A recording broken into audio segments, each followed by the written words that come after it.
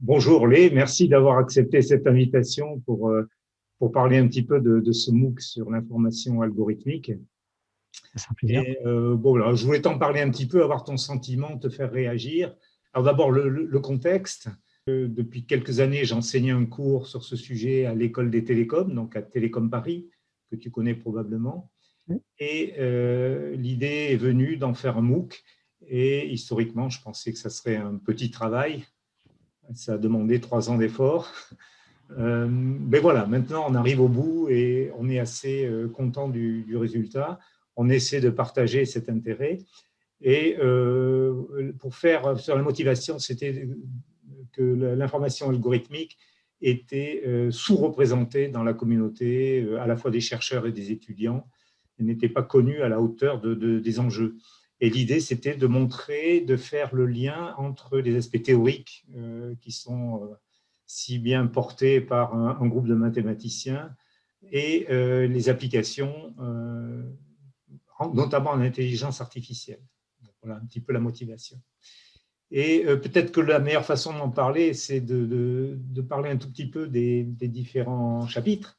Il y a 5 chapitres en fait, et l'idée ce serait de souligner. Moi, j'ai retenu dans chaque chapitre un point qui pourrait te faire réagir. Ok, très bien. Voilà. Pour dire les choses très rapidement, le premier chapitre, il parle de codage et il introduit la complexité Kolmogorov, notamment sur les entiers. Le deuxième chapitre, il est plus utilisation des datas. Tu vois comment aller fouiller le web en lien avec la complexité Kolmogorov. Le troisième chapitre, il est plus maths. C'est là qu'on parle de Solomonov, on parle de la probabilité algorithmique, on parle de choses comme ça, on parle même du théorème de Gödel. Le quatrième, c'est plus machine learning. Donc là, on reparle de Solomonov pour l'induction. Ouais. On parle d'analogie de MDL. Et le cinquième chapitre, c'est peut-être le plus mon bébé à moi, puisqu'on parle de sciences cognitives et on montre à quel point l'information algorithmique s'applique aux sciences cognitives. Donc voilà un petit peu le paysage. Et sur le premier chapitre, voilà, comme je t'ai dit, on introduit Kolmogorov, le codage. Finalement, je me dis que la seule façon pour qu'une machine traite quoi que ce soit, il faut que ce quoi que ce soit codé.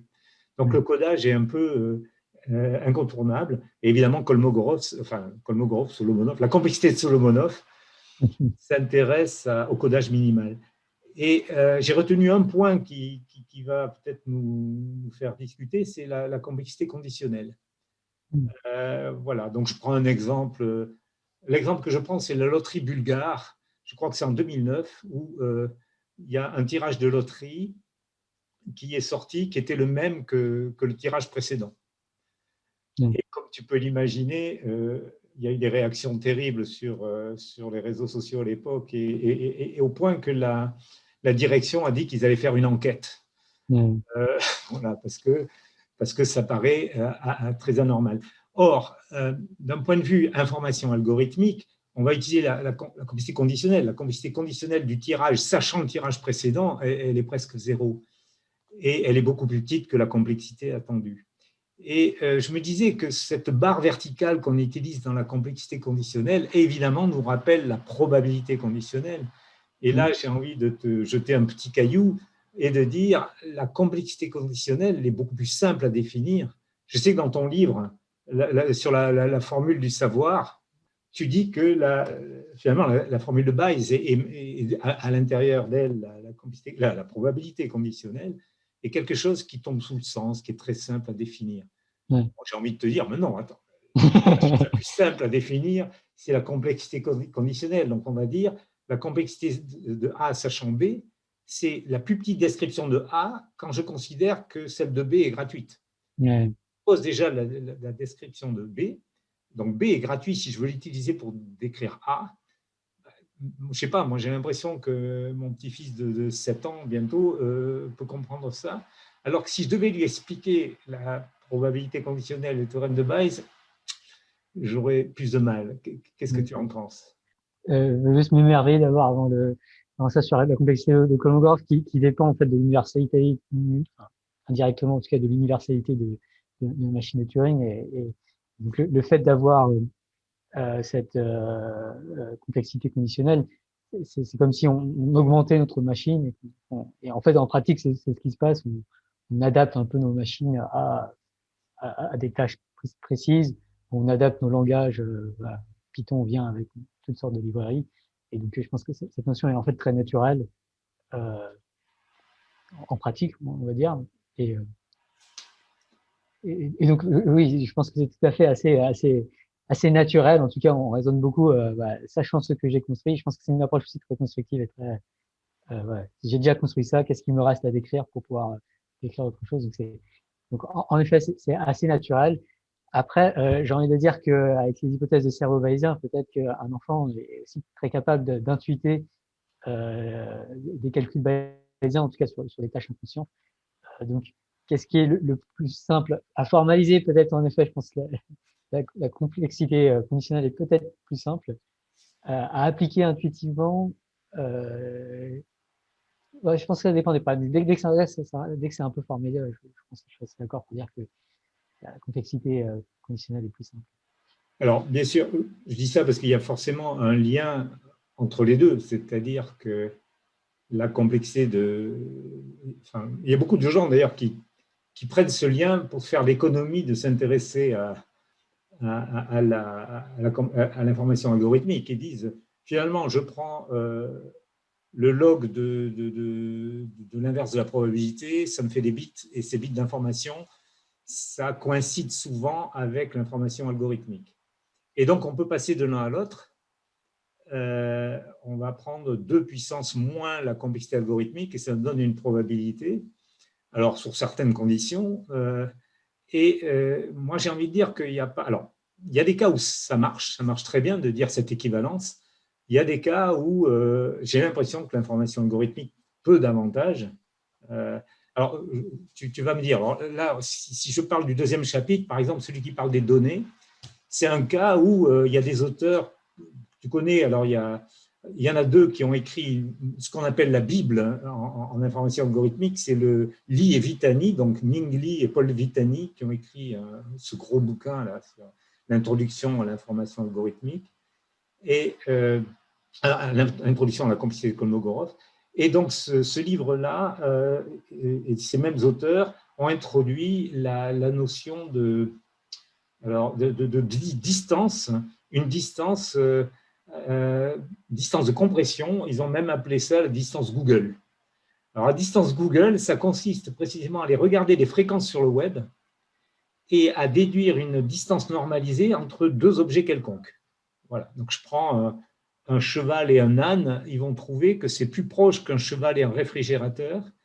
Alors, évidemment, ce n'est pas les objets eux-mêmes qui regardent, c'est les mots. Ils vont regarder les co-occurrences sur le web et ils vont prendre les logs, évidemment, des logs de fréquence, mais ça leur permet d'appliquer une formule liée à la compression, à la complexité de Kolmogorov. Ils en déduisent ce qu'ils appellent une formule, une distance universelle, qui est sur le papier la distance. Alors, pourquoi elle est universelle? Parce que si on a n'importe quelle autre distance, idéalement, celle-là, comme elle est Kolmogorov, comme elle est omnisciente, si tu as une autre distance, elle va connaître ta distance et pouvoir l'incorporer à une constante près, etc. Alors, voilà, alors, c'est là qu'on voit une rencontre. Là, pour le coup, c'est une rencontre et pas une opposition entre les aspects. Alors, fréquentiste ou bayésien, ça se discute parce que tu peux faire du Bayes sur des fréquences d'un côté, et de l'autre côté, l'interprétation information algorithmique. Mais c'est quand même cool de pouvoir se dire que je peux dire qu'un âne et un cheval, c'est plus proche qu'un cheval et un réfrigérateur, et tout ça de manière automatique. Oui. Est-ce que cet aspect, est-ce que toi, si tu mets tes lunettes bayésiennes, est-ce que tu revendiques exactement la même chose, ce pouvoir d'utiliser les données, par exemple du web, pour calculer, par exemple, des proximités sémantiques? Euh, alors, en tout cas, c'est ce qui est fait aujourd'hui, notamment avec les algorithmes de traitement du langage. Ce sont des algorithmes probabilistes qui vont chercher à identifier des co-occurrences. Et si on demande à des algorithmes de traitement du langage d'associer cheval avec quelque chose, ce sera plus probablement avec âne qu'avec réfrigérateur. Euh, et je pense que globalement, en fait, dans la distribution du langage, la manière dont le langage est distribué, est produit, est généré, il y a ces choses qui peuvent être inférées. Alors, mais à l'envers, si aussi, il y a des cas où on se ramène aux fréquences, donc évidemment, à ce moment-là, on va faire le même travail. Dans les cas où on n'a pas de fréquence, c'est-à-dire, alors, si on regarde l'aspect bayésien, finalement, c'est l'aspect shannonien, on va regarder la probabilité d'un événement.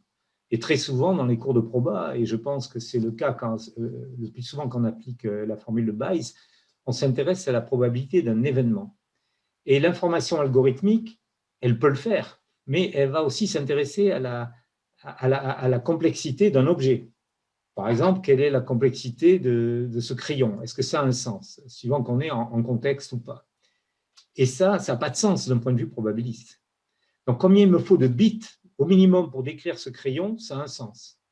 Quelle est la probabilité de ce crayon? Ça n'a pas de sens. Donc, donc là, c'est l'envers de l'aspect fréquentiste. Comment tu arrives à défendre cette idée que Bayes peut s'appliquer dans tous les cas de la vie courante? Peut-être que tu vas me dire que ça n'a pas de sens de s'intéresser à la probabilité d'un crayon, qu'il faut vraiment un événement. C'est que la probabilité que ce crayon se trouve sur mon bureau. Euh, ouais, de toute façon, alors, si on veut être bayésien, de toute façon, faut partir d'un a priori quelque part. Moi, je vais uniquement reparler de Solomov plus tard, mais enfin, Solomov permet de faire cette connexion en disant, bon, l'idée de Solomov, c'est de mettre un a priori sur tous les programmes, et quelque chose avec un a priori qui est lié à la longueur de la description du programme, c'est très proche de Kolmogorov du coup. Et à ce moment-là, le fait que on puisse, euh, qu'il y ait un sens à parler de crayons, de tables, et qu'il y a des liens entre les deux, revient à une certaine compressibilité des données quelque part, et le fait qu'en particulier, il y a une théorie ou un programme qui est capable de lier les deux facilement et les donner des Voilà, t'en parles dans le chapitre où tu parles de Solomonov et tu fais le lien avec Bayes. Euh, on se rejoint tout à fait sur le fait que la complexité de Kolmogorov ou de Solomonov est définie surtout par rapport à une machine donnée.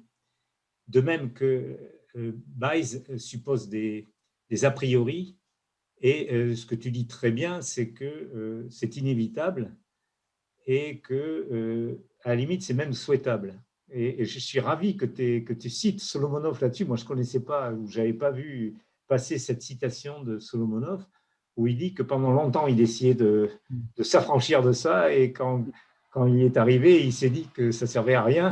Parce que finalement, l'a priori, c'est ce qui fait que… Ça, moi, je rejoins tout à fait. Par exemple,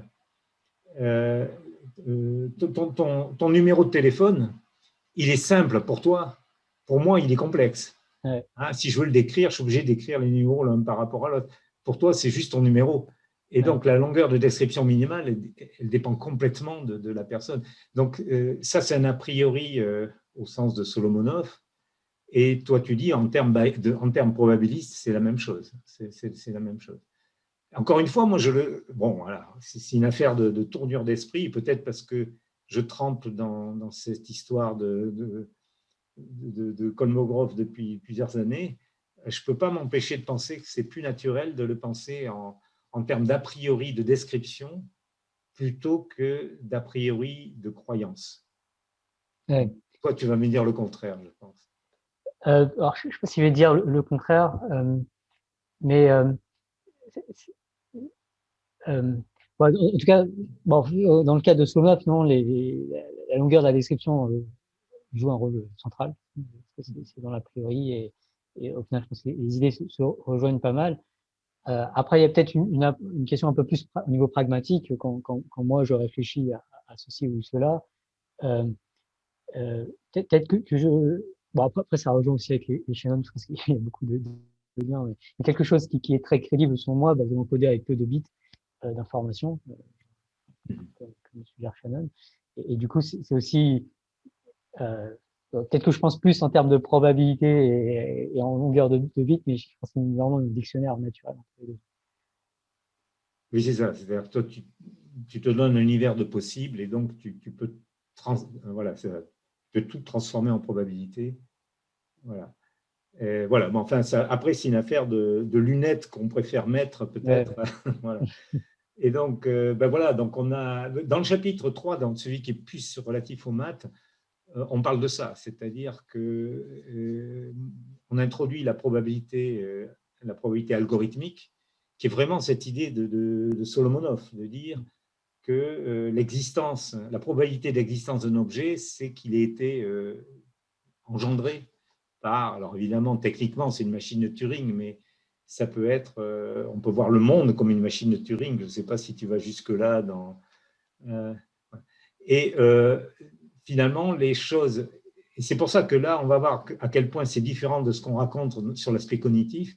Pour Solomonov, les choses les plus probables sont les plus simples, donc celles dont le programme générateur est le plus court. Et donc, toi, dans le livre, ça te permet d'écrire finalement la formule de Bayes d'une autre façon, qui est la probabilité d'avoir une séquence de symboles, et donc compte tenu d'une théorie. Ouais. Et que la bonne théorie, c'est celle dont le code serait le plus court. Donc, toi, tu dis, voilà, tu fais le lien avec la probabilité, toujours Bayes. Et donc, ça, c'est vraiment un point de rencontre très important, sauf que assez souvent, les probabilités sont de sources, je crois que tu t'en défends quand même, mais sont souvent de sources fréquentistes. Et évidemment, tu cites les auteurs qui se sont élevés contre ça au XXe siècle. Je ne savais pas que les bayésiens avaient été l'objet de persécutions. Là, tu m'as appris ça dans le livre, j'ai vraiment adoré ça. Moi, j'avais une autre perception. J'ai l'impression qu'en ce moment, notamment dans mon domaine qui est les sciences cognitives, il y a un rouleau compresseur bayésien qui me terrifie parce que, toujours pareil, moi je trouve qu'il faut un équilibre en tout.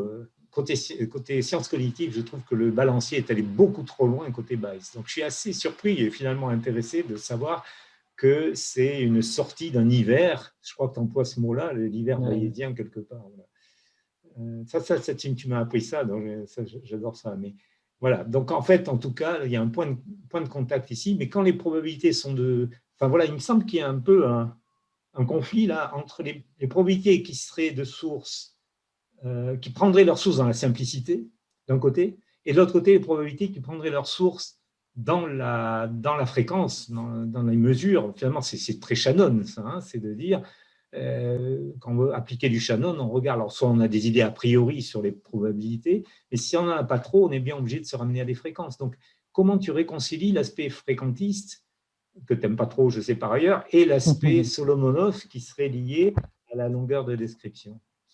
Ouais, c'est marrant parce que parlons de Shannon, bon, après, j'étais peut-être déjà un peu à moitié dans une optique bayésienne, c'est pas énormément à l'époque, mais quand j'ai lu Shannon, j'avais déjà ressenti cette importance de penser les probabilités en termes bayésiens, c'est-à-dire non pas comme une fréquence, mais l'information qu'on reçoit dépend de la surprise subjective qu'on ressent lorsqu'on reçoit cette information. Et les travaux de sciences cognitives aussi qui vont dans le sens où voilà, on s'attend à quelque chose, et si le bit d'information est ce qu'on sait, enfin, l'information qu'on reçoit, c'est ce à quoi on s'attend, c'est peu d'informations, donc on réagit peu. Alors que par exemple un bébé, dès qu'il voit quelque chose de surprenant, il va réagir beaucoup plus. Donc pour moi, c'est beaucoup plus naturel de raisonner avec ces probabilités-là. Et bon, après, bon, il y a toute une histoire sur le fréquentisme bayésien. Je pense que historiquement, surtout au début du XXe siècle, et on va dire tout au long du XXe siècle, jusqu'aux années 1960, on va dire, le fréquentisme a pas mal régné et on a beaucoup pensé, et je pense que ça reste beaucoup encore, on en a les traces dans l'enseignement aujourd'hui. Il y a beaucoup cette idée que probabilité et fréquence, c'est extrêmement lié. Et je pense que si on a ce point de vue, en effet, il y a une tension c'est naturel qui vient entre la complexité algorithmique ou l'information algorithmique et, du coup les probabilités fréquentistes. Mais justement, je pense que dès qu'on surpasse ça, que dès qu'on passe à des probabilités plus bayésiennes, ouais, je pense, enfin, c'est le travail de Solomonov, il faut que les deux notions se Ouais. rencontrent parfaitement bien. C'est ça, c'est-à-dire que grâce à Bayes, on peut faire des probabilités à partir d'autres probabilités. Ouais. On a un aspect, alors certains diraient que c'est un petit peu incestueux, mais finalement, c'est quand même cool de pouvoir avoir un calcul interne qui peut s'affranchir dans certains cas où, très souvent, où les fréquences sont inaccessibles. On peut quand même travailler. Ouais. Ouais, et puis, alors, ce qui est assez aussi, c'est avec Bayes, enfin, en fait, Bayes, c'est vraiment juste apporter un a priori, et puis, du coup, la forme de Bayes permet de mettre à jour et tout ça.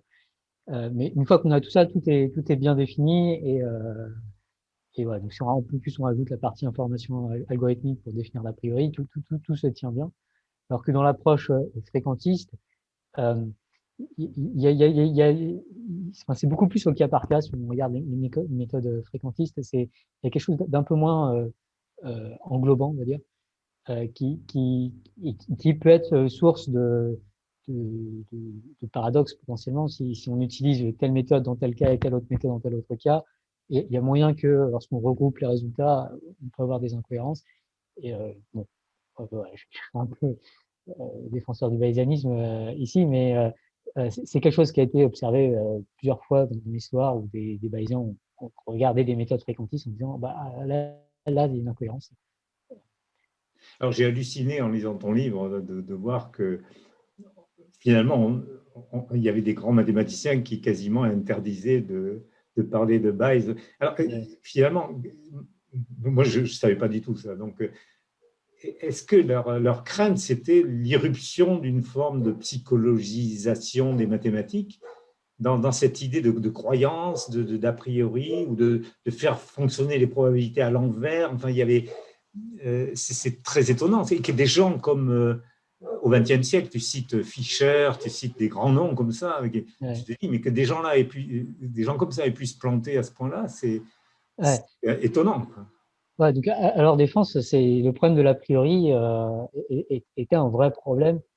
Et moi, je pense à considérer que c'est Solomov qui a vraiment résolu, justement, grâce à l'information algorithmique, donné une définition d'un a priori qui était vraiment raisonnable, en plus universelle, qui englobe beaucoup d'idées. Mais Solomov, c'est les années 60. Avant, et c'était pas très connu même dans les années 60, on va dire, mais avant Solomonov, il y avait vraiment ce problème de l'a priori, et beaucoup de gens qui aujourd'hui, par exemple, ne connaissent pas l'information algorithmique et Solomonov, par exemple, sont encore dans l'embarras au moment de justifier ces a priori. C'est pas très clair où est-ce qu'on parle. Et il est très tentant, du coup, de se dire qu'il n'y a pas d'a priori universel ou qu'il faut recréer son a priori à chaque nouveau problème. Et là, je comprends que ce soit très insatisfaisant et qu'en effet, on peut aboutir à des incohérences et tout cela. Vraiment, l'innovation énorme de Sonos, c'est de dire, en fait, on peut toujours partir d'un truc initial et puis après alimenter avec toujours plus de données. Et, donc voilà, tout ça pour dire que je suis pas, j'aurais pas tendance à blâmer Fish, enfin, Fischer à blâmer pour d'autres raisons, mais je comprends en tout cas sa frustration avec les statistiques bayésiennes au début du XXe siècle. D'accord. Mais en tout cas, moi, alors, il faut que j'apprenne par cœur ce passage-là, ce morceau de chapitre-là où tu parles de ça. Et je crois que je l'ai lu 2 fois, mais il faut que je le relise parce que ça, je ressortirai ça à mes élèves, en te citant évidemment. Mais non, vraiment, ça c'est tout à fait un gros travail historique, hein, de retrouver toute l'histoire de ces idées. Ce qui manque tellement d'habitude dans les mathématiques, c'est qu'assez souvent, il y a la tendance de dire finalement, le théorème résume tout. On n'a pas besoin de s'intéresser à la genèse des idées, alors que c'est voilà, voilà. Donc, bravo pour ce travail. Hein. Alors, sur le chapitre 4, donc l'avant-dernier, là, on parle de choses très proches, puisque c'est même peut-être le plus proche de Bayes, puisqu'on parle de MDL, entre autres. Hein, on parle de MDL, donc Minimum Description Length, la longueur de description minimale. Alors ça, c'est pour appliquer pratiquement, faire du machine learning en pratique, on va dire, on va compter on va faire le compromis entre la complexité du modèle et la complexité des exceptions au modèle. Et donc ça, c'est un principe presque épistémologique très fort, c'est de dire, moi, on m'avait appris l'épistémologie en disant c'est très compliqué. Et puis quand j'ai lu Grégory Tchaïtine, je me suis dit, mais non, mais tout ça, on oublie, il n'y a plus que la… J'additionne, mais c'est vraiment le plus qui est très important, c'est le plus entre la longueur de bit pour décrire le modèle et la longueur de bit pour décrire les exceptions. Et évidemment, on a l'impression que c'est du Bayes, enfin c'est le numérateur de Bayes avec un log, c'est-à-dire, d'ailleurs tu l'expliques très bien dans le livre, mais moi quand je vois les logs de probabilité, j'ai envie de… Enfin voilà, tu ne m'entends pas quand je te le crie en lisant la page, mais c'est des bits d'information, donc c'est du Kolmogorov. Donc voilà, alors comment tu réagis à ça? Toi, tu dis non, les logs de probabilité, c'est des bits au sens de Shannon et non pas des bits au sens de Kolmogorov. Ouais, alors oui, bien sûr, les deux se rejoignent beaucoup, surtout dès lors qu'on a un a priori bayésien qui est fondé sur la complexité algorithmique. Et c'est vrai que c'est marrant ce que tu dis, parce que clairement, avec mes lunettes bayésiennes, je vois ça comme une approximation de la formule de Bayes. Voilà, c'est très classique, la formule de Bayes est très difficile à calculer, voire incalculable. Bon, ça, avec Kolmogorov, tu as l'habitude aussi. Du coup, on est obligé si on veut faire des algorithmes en pratique, on est obligé de faire des approximations. Et on sait que le dénominateur à la formule de Bayes est horrible, c'est une exponentielle de termes. C'est pas du tout gérable. Du coup, on va juste s'intéresser souvent au numérateur. Et comme les multiplications, c'est compliqué, on prend le log. Donc, c'est juste, si on veut être bayésien, c'est la démarche qu'on prend. Et puis, à la fin, on obtient des bits et on les appelle des logs. Mais voilà, on calcule la même chose. C'est vrai qu'on a une perspective un peu différente, mais au final, on fait, je pense, à peu près la même chose. Alors voilà, moi je serais passionné par essayer de voir Alors les similarités, elles sont évidentes. Ce qui m'intéresserait, c'est les moments où il y a un petit écart et ce n'est pas complètement compris par quiconque. Par exemple, la complexité d'un modèle, je peux compter le nombre de bits pour le décrire, mais si c'est le dernier modèle que j'ai utilisé, il devient plus simple. Alors c'est un peu bizarre parce que on réapplique le même modèle, du coup il est plus simple, mais est-ce qu'on a droit à cette mémoire ou pas? Enfin, il y a pas mal de choses qui sont un peu ambiguës. En tout cas, voilà, donc là, quand on parle de MDL et de Bayes, enfin, on ne peut pas s'empêcher de dire que c'est la même chose, qu'il y a un terme de vraisemblance, un terme de régularisation, Ouais. et c'est exactement les mêmes termes employés au niveau bayésien, donc ça c'est cool, donc c'est pour ça. Alors, peut-être une différence, du coup, tu parlais de différence, c'est que si on est bayésien, on se rend compte que ce qu'on est en train de faire en fait là, c'est du maximum a posteriori, c'est-à-dire qu'on identifie une théorie, et donc Bayes encouragerait à garder en tête cela, et que du coup, on regarde juste la prédiction d'une théorie, et que si on devait faire des prédictions à partir de façon un peu plus bayésienne, on ne regarderait pas uniquement la théorie qui a cette meilleure somme, mais aussi toutes les théories qui sont très bonnes aussi, qui sont peut-être un peu plus longues à décrire, expliquent aussi bien les données, ou qui sont aussi longues à décrire, mais qui collent un peu moins bien aux données. Et après, on prendra un peu une moyenne des prédictions des différentes théories. Ça sera peut-être un peu la différence. Et ben voilà, donc bon, moi j'aimerais bien, peut-être qu'un jour on aura l'occasion d'en parler de manière plus approfondie sur cet aspect-là. Moi, je trouve ça passionnant, mais pas complètement compris quand même. Et enfin, côté information algorithmique. Et voilà. Et puis bon, là j'en arrive à la fin du MOOC qui parle des sciences cognitives. Je sais que tu es intéressé par les sciences cognitives, ne serait-ce que parce que dans ta chaîne Science for All, non, il faut le dire en français parce que c'est une chaîne francophone, donc Science for All. Donc, tu t'étais intéressé à plein d'aspects cognitifs. Je pense au système de vote, je pense tu avais parlé des aspects de pari, de coopération. Enfin, il y a beaucoup d'aspects où tu vas complètement dans le domaine cognitif. Et même quand tu parles de Bayes, tu en parles de manière cognitive. Hein, tu parles de croyances. Et donc, sur l'aspect cognitif, alors, ce qui est au centre de ce dont on parle dans le MOOC, dans le 5e chapitre, c'est ce que tu as dit tout à l'heure, c'est l'aspect surprise. Voilà. L'aspect surprise qui est au centre de l'idée shannonienne. Et alors, c'est assez amusant parce que, à première vue, ça a l'air d'aller complètement à l'opposé de Solomonov. Solomonov, il nous dit le plus probable, c'est le plus simple. Et la surprise pour les gens, donc en sciences cognitives, ils vont dire le plus improbable, c'est le plus simple. Donc, par exemple, moi j'aime bien les tirages de loto. Donc, le 2 décembre dernier, alors moi je le sais parce que j'ai plein d'étudiants qui m'ont envoyé un mail, évidemment. Le 2 décembre dernier, la loterie d'Afrique du Sud a sorti 5, 6, 7, 8, 9, numéro complémentaire 10. Voilà. 5, 6, 7, 8, 9, 10. Évidemment, j'ai reçu une bordée de courriels pour me signaler ça. Et évidemment, il y a eu sur Twitter des gens qui ont parlé d'escroquerie et les responsables de la loterie ont dit qu'ils allaient enquêter sur l'incident. Donc, c'était présenté comme un incident.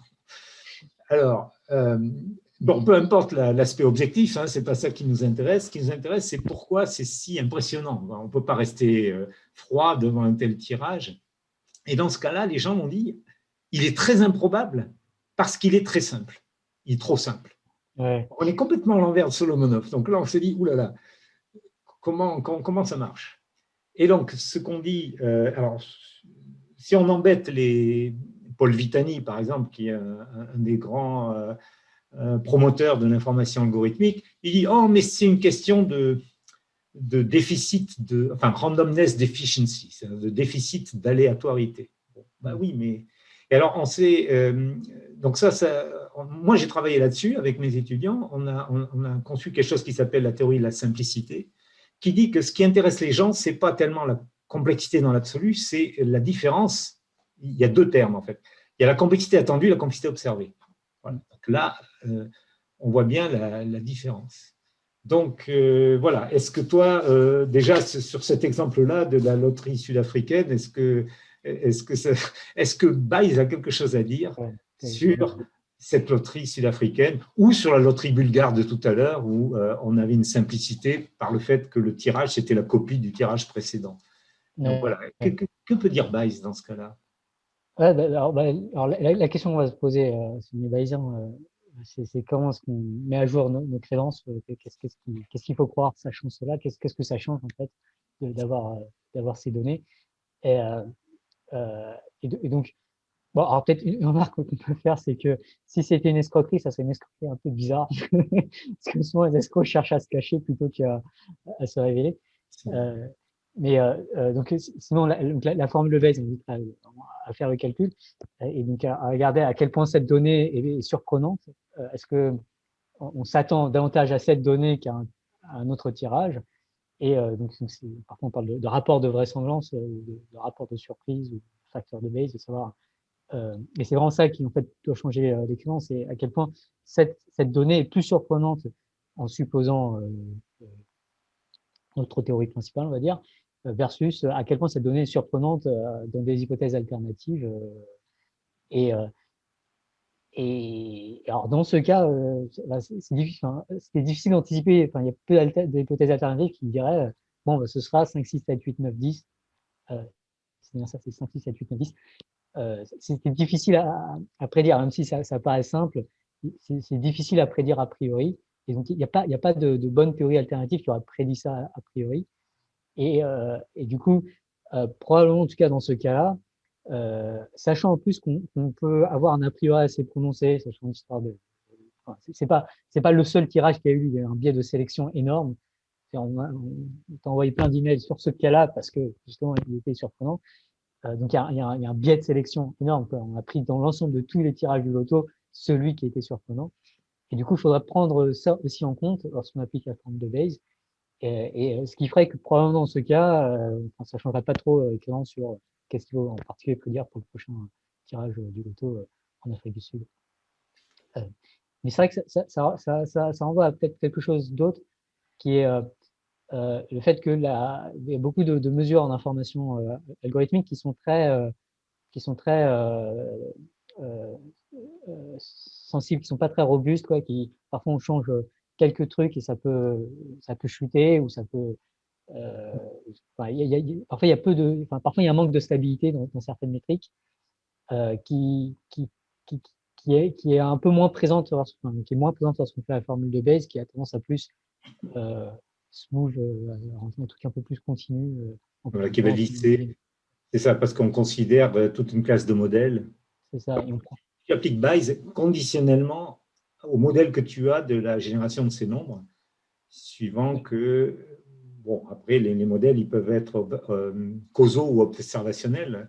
Causaux, c'est parce que tu vas faire confiance dans l'organisme qui fait le loto ou pas. Tu peux imaginer voilà, qu'il y a des gens qui trichent ou que quelqu'un ils ont mis des boules de taille différente, je ne sais pas quoi. Et voilà, donc ça, je comprends bien. Mais bon, en tant que… Voilà, alors si je dois reprendre mon rôle d'avocat de la simplicité, je dirais qu'il y a quand même des phénomènes comme si j'augmente, dans le cas de la loterie bulgare où on a eu le même tirage 2 fois de suite, si j'augmente, si je dis 3 semaines, c'était arrivé dans la loterie israélienne, ça, le même tirage à 3 semaines d'intervalle, je veux dire, c'est moins intéressant. 3 mois, c'est moins intéressant. 9 mois, c'est encore moins intéressant. Et si c'est 1 an jour pour jour, c'est de nouveau intéressant. Et ça, je peux l'expliquer par la simplicité. Parce que je veux dire, 1 an pour jour, j'ai la même date, je change juste un chiffre dans la date. Alors que si c'est 9 mois et 8 jours, et voilà, enfin 3 semaines et 8 jours, et 3 jours, c'est complexe, c'est plus complexe, donc je perds un peu d'intérêt. Là encore, ça, si je devais le faire avec Bayes, j'aurais du mal. Alors, je vais faire avec Bayes, du coup. Donc, on réfléchit toujours en termes d'a priori, et je pense que en tant qu'humain, on a souvent un a priori associé à tous les ans, il se passe un truc. Donc, par exemple, tous les ans, le même jour, c'est Noël. Tous les ans, le même jour, c'est le Nouvel An. Du coup, on a une attente d'une certaine régularité sur cette échelle de temps, qui fait que en tout cas, comme on a cette théorie qui même si elle est erronée, peut-être qu'on la surévalue cognitivement.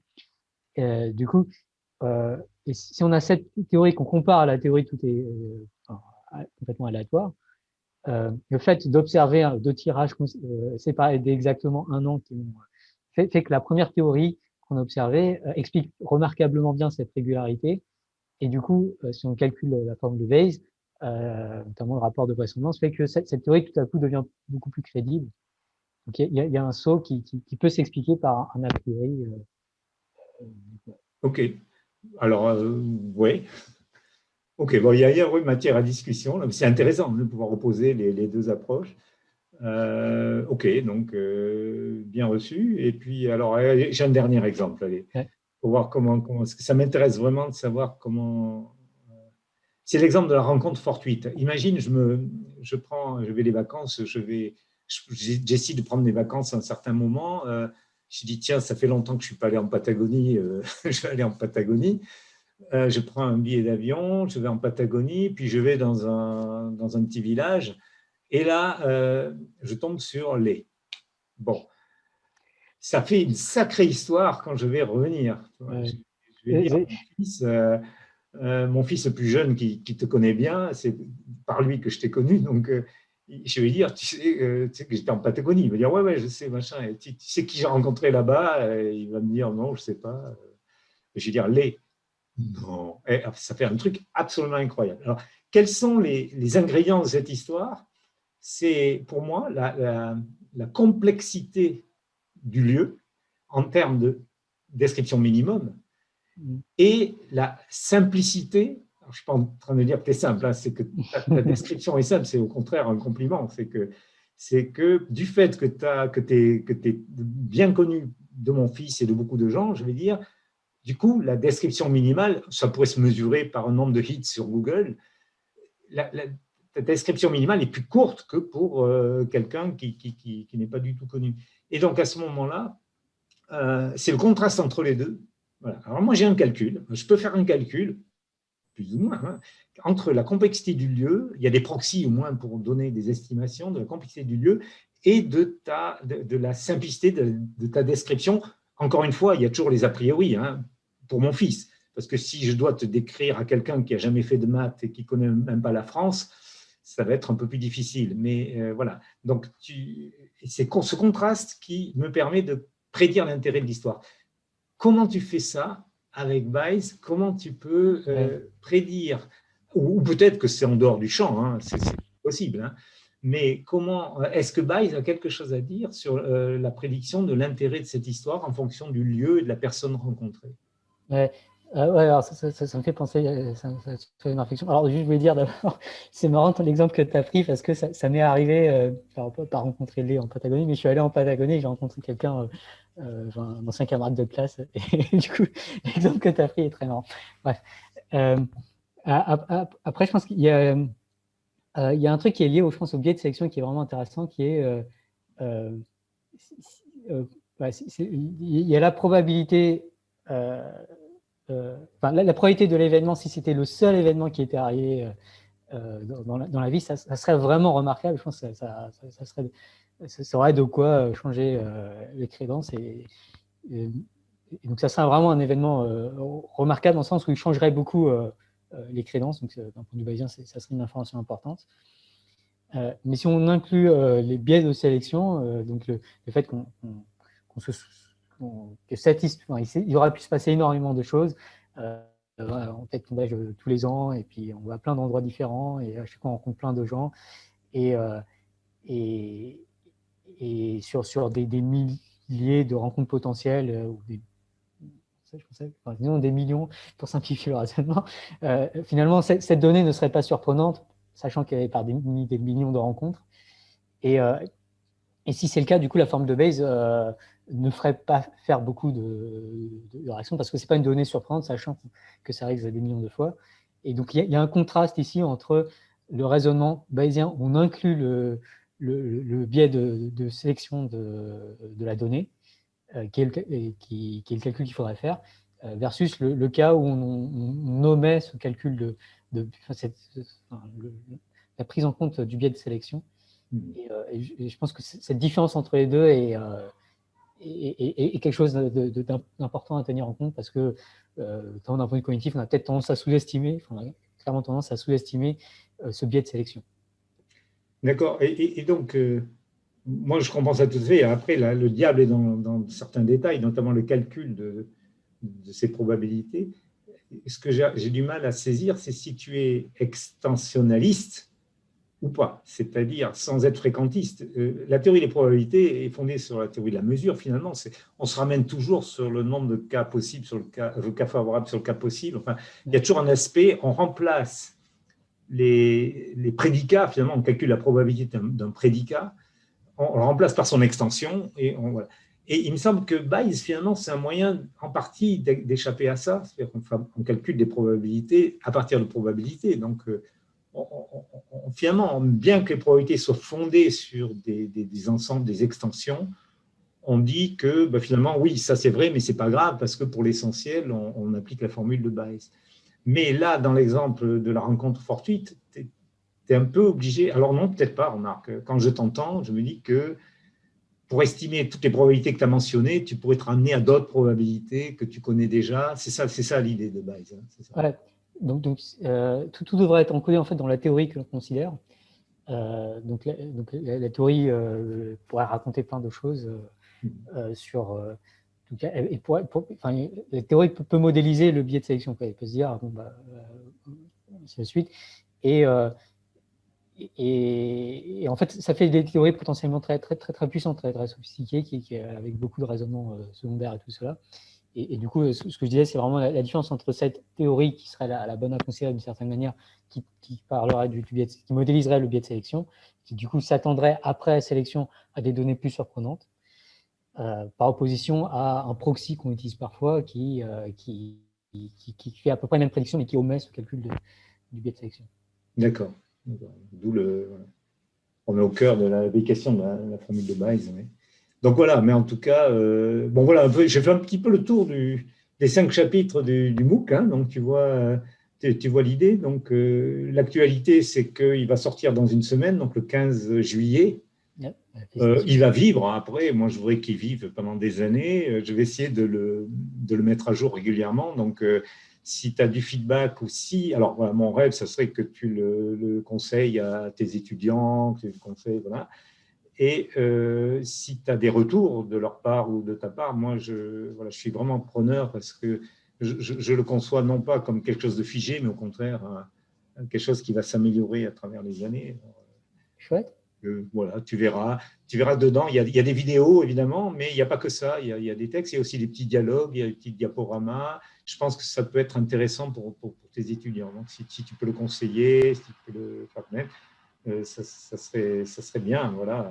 J'espère que tu apprécieras Ouais. et que tu verras pas du tout quelque chose qui serait le moins du monde antagoniste avec l'approche bayésienne.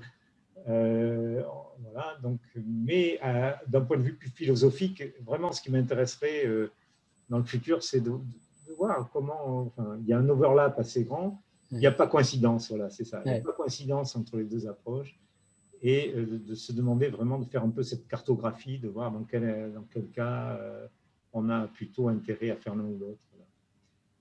Ok, bah, écoute, merci beaucoup. Merci à toi. Merci pour cet entretien. J'espère qu'on aura l'occasion de se rencontrer pour de vrai. Ouais. Ailleurs. Ok. Donc, merci, Lé.